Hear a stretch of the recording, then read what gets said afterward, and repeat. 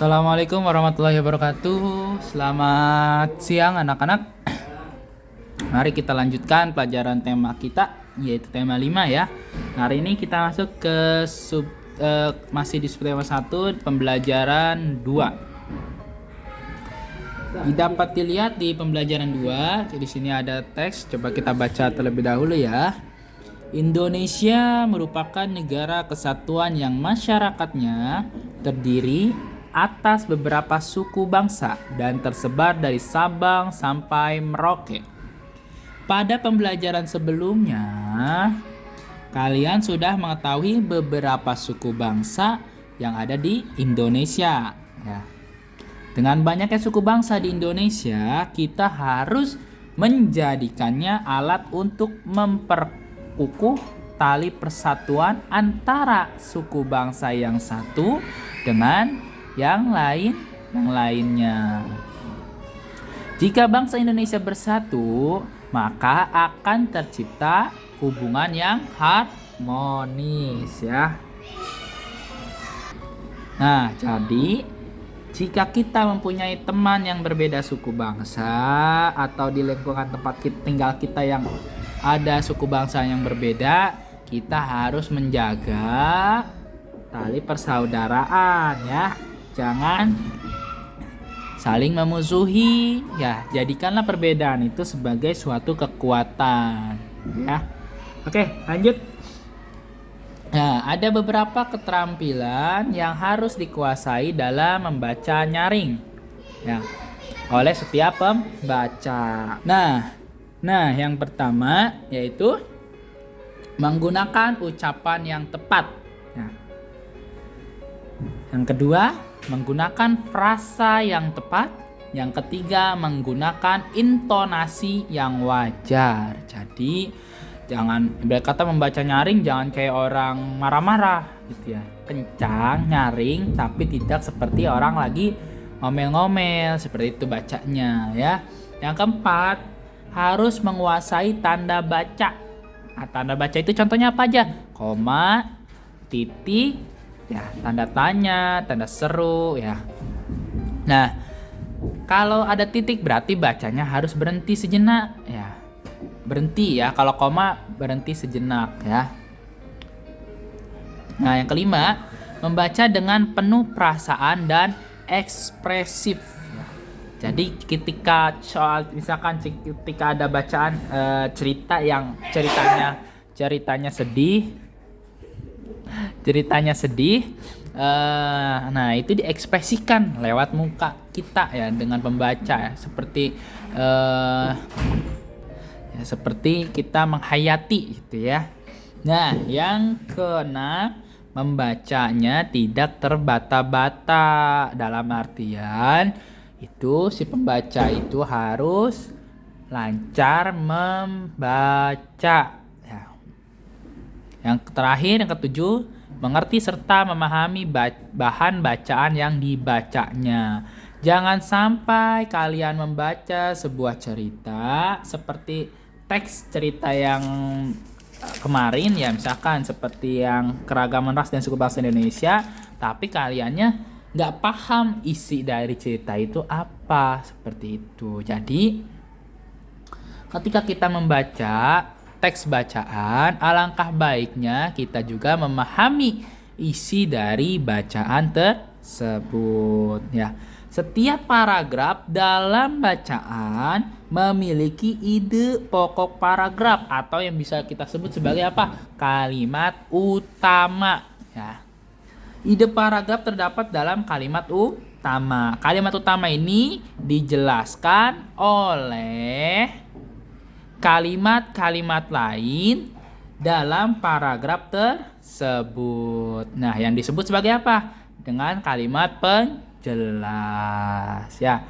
Jadi ide pokok paragraf itu terdapat dalam kalimat utama. Nah, kalimat yang menjelaskan atau memberikan penjelasan kalimat kepada kalimat utama itu disebut sebagai kalimat penjelas ya. Paham ya? Oke. Nah, ini adalah beberapa keterampilan yang harus dikuasai oleh si pembaca ya. Nah, lanjut nih. Kita belajar faktor yang mempengaruhi kondisi cuaca. Nah, sebenarnya ini sudah paham menjelaskan ya kemarin di kelas ya, sedikit ya.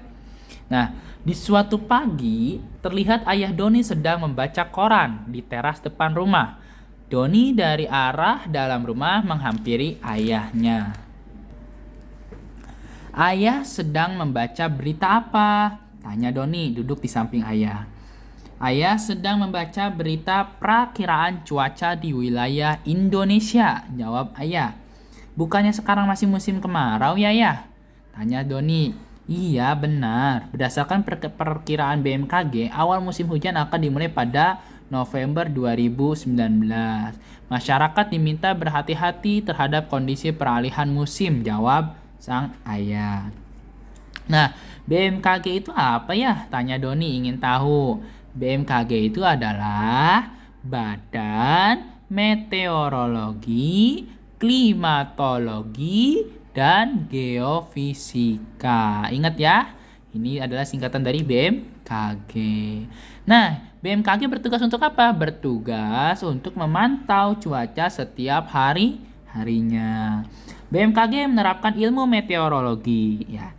Meteorologi itu adalah ilmu yang mempelajari tentang atmosfer. Contohnya suhu udara, kelembapan, dan angin yang digunakan untuk keperluan perakiraan cuaca. Ya. Jawab ayah menjelaskan. Oh, jadi cuaca itu dapat diramalkan ya, ya? Kata Doni mengambil kesimpulan. Iya Doni, perakiraan cuaca kota satu belum tentu sama dengan kota yang lainnya. Cuaca dapat diramalkan dengan mengamati keadaan langit, ucap ayah. Kira-kira pagi ini hujan atau tidak ya, ayah? Tanya Doni sambil memandang langit. Memangnya kamu mau kemana, Doni? Tanya ayah. Doni mau bersepeda ke taman dengan teman-teman. Kata teman-teman, ayah, jawab Doni. Kemungkinan pagi ini cuaca cerah, namun bisa jadi siang hari akan turun hujan, kata ayah. Nah, mengapa cuaca bisa berubah-ubah, ayah? Tanya Doni. Ayah pun menjelaskan secara rinci tentang cuaca kepada Doni.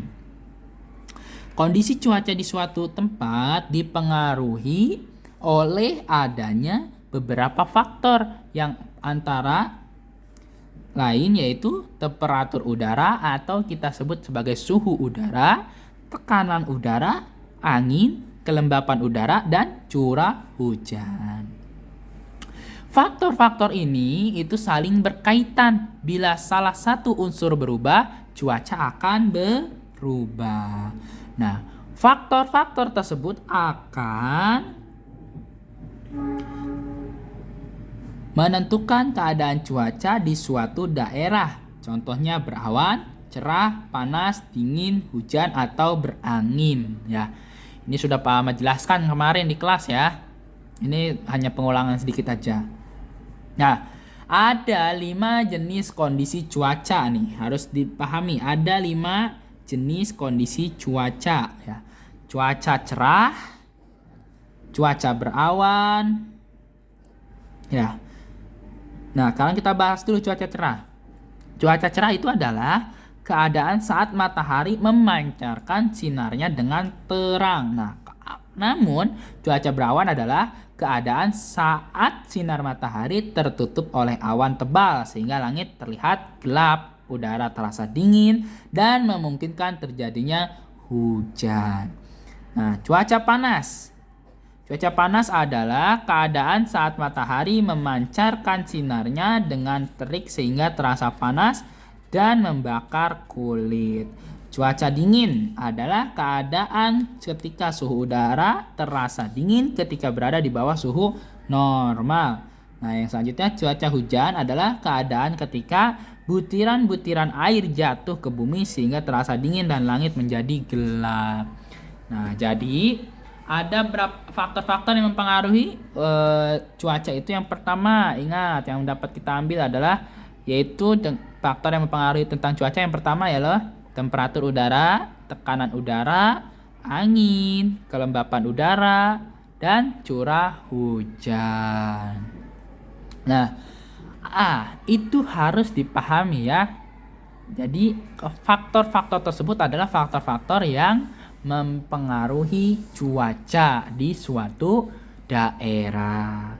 Ada 5 jenis kondisi cuaca: cuaca cerah, cuaca berawan, cuaca panas, cuaca dingin, dan cuaca hujan ya. Oke, dapat pahami ya. Ini sudah Fahamad bahas ya kemarin ya. Baik, kita lanjut ke materi selanjutnya. Ini sudah pernah kita bahas di semester 1. Hanya saja yang membedakannya, kalau di semester 1 itu satuannya satuan meter ya. Kalau sekarang satuannya satuan berat ya. Satuan berat. Nah, satuan berat ini yang umum digunakan di Indonesia itu adalah seperti kg. Apa kg? Kilogram. Hg hektogram. Dag itu dekagram, G itu gram, Dg itu desigram, Cg itu sentigram, Mg itu miligram ya.